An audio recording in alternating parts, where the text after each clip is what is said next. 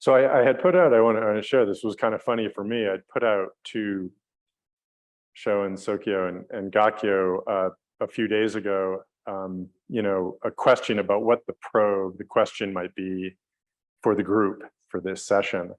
And it was on the WhatsApp group that we have. And I think it was the next day. I had forgotten that I had asked it. And Shoen wrote into the group and he said, how do we begin afresh? How do we take that next breath? How do you pick yourself up and do the laundry? And I thought he was asking for himself. You did too.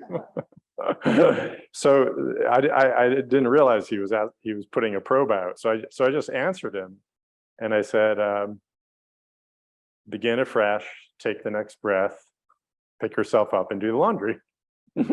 That's how you do that. At least that was my view.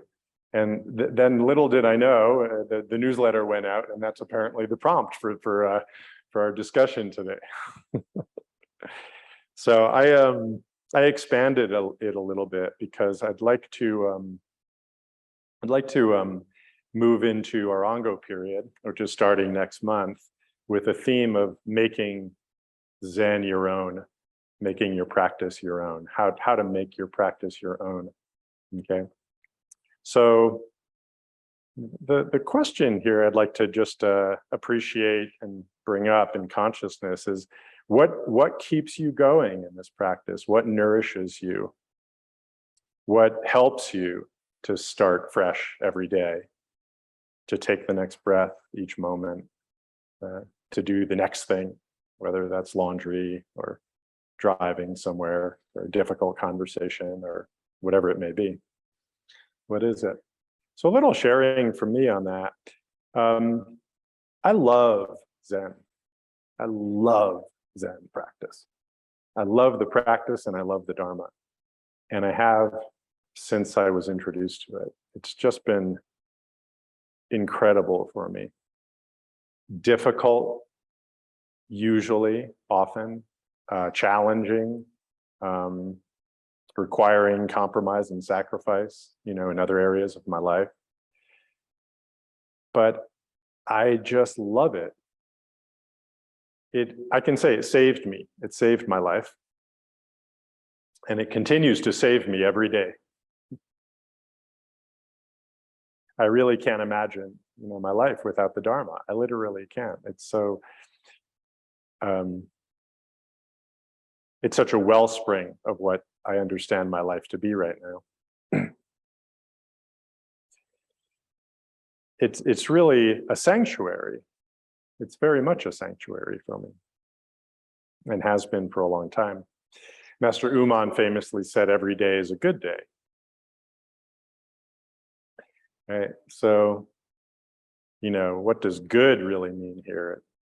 It means every day is unique in itself. We can't compare it to anything else.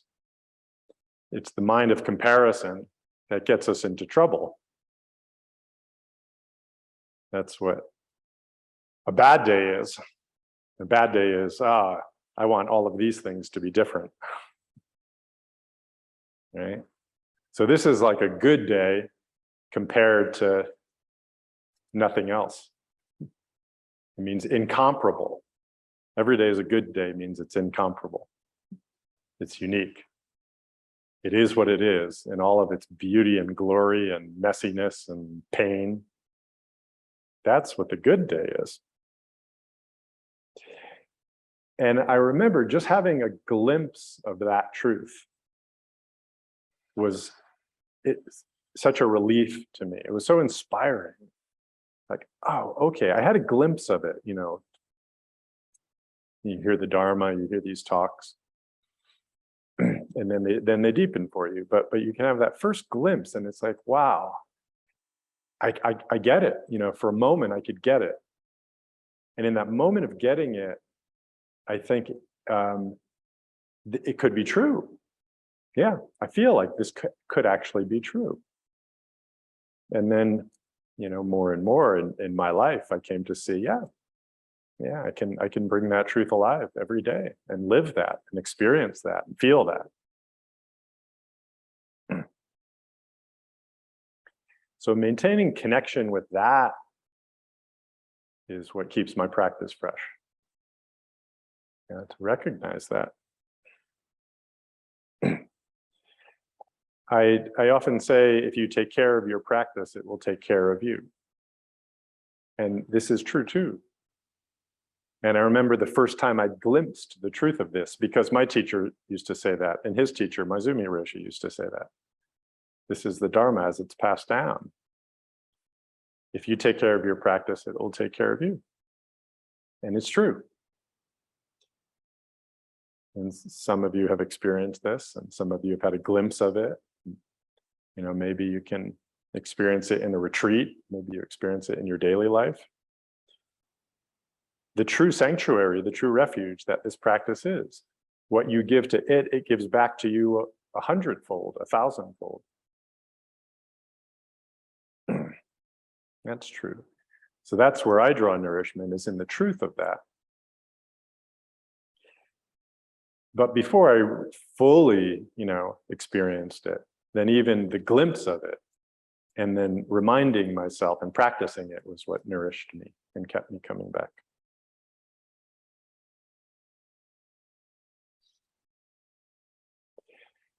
You have to have joy in your practice. I want to really appreciate the importance of enjoying your practice. If you're finding your practice to be severe or kind of authoritarian, like you're always doing something you're supposed to do, you need to make a shift.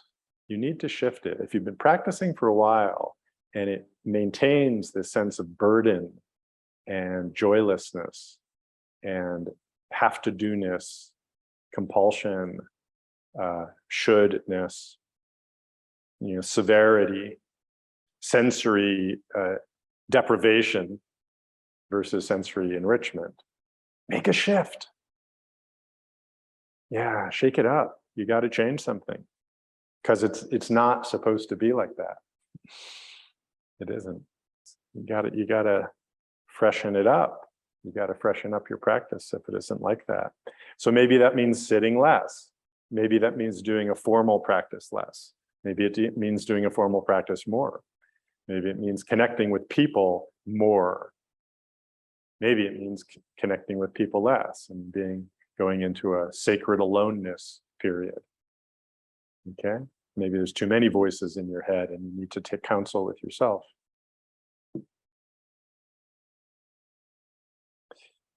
But you have to make that assessment. It's different for everybody at different times of their life. So, I can always give you advice, based on what you're sharing with me, but I would never give you an abstract answer to that. I would only give it based on what you're manifesting.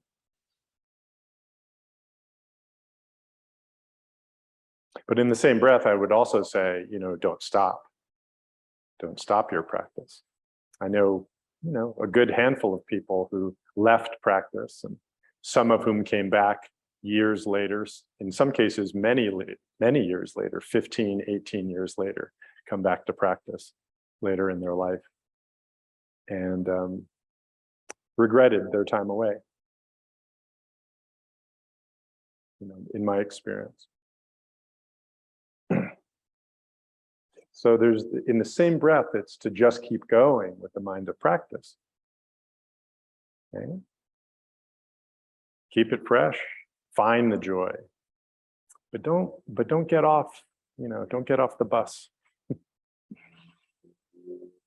Most of those of you who I know are past the point of being able to get off the bus. You know that, your life is the bus. So, but there come moments when, there is the temptation to get off, and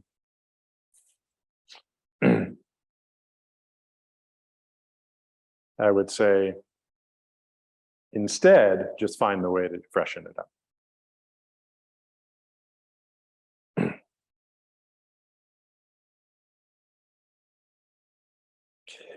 sometimes keeping it fresh for me means saying no to certain things.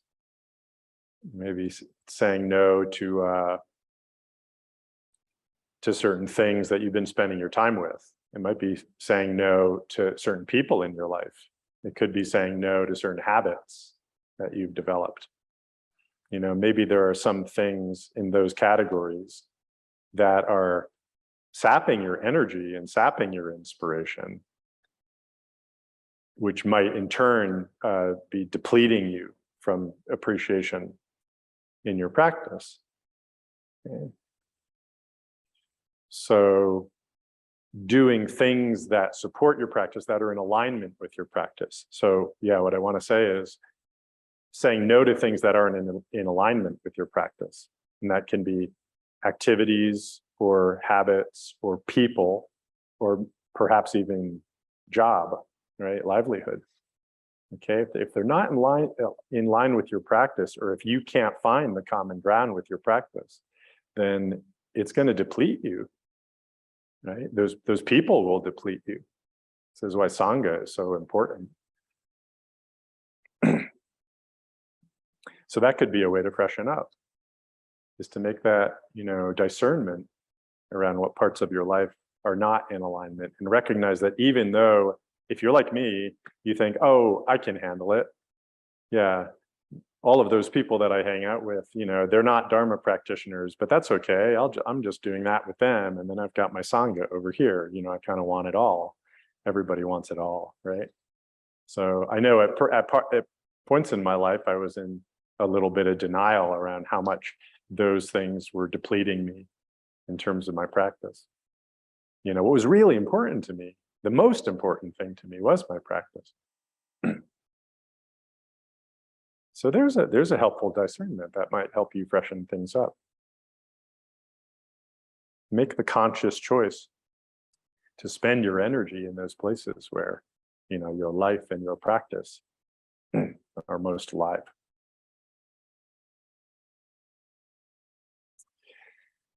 Okay, so those are my words on the topic. Okay, so we'll go into a period. We'll sit for 25 minutes, and you know, I'm curious. How about you? How can you freshen your practice? Well, really, what keeps you going? What keeps your practice fresh? That's kind of the primary thing. What keeps your practice fresh? What nourishes you in this practice? And then how can you refresh and re-nourish when needed? Yeah. How is it for you? Okay.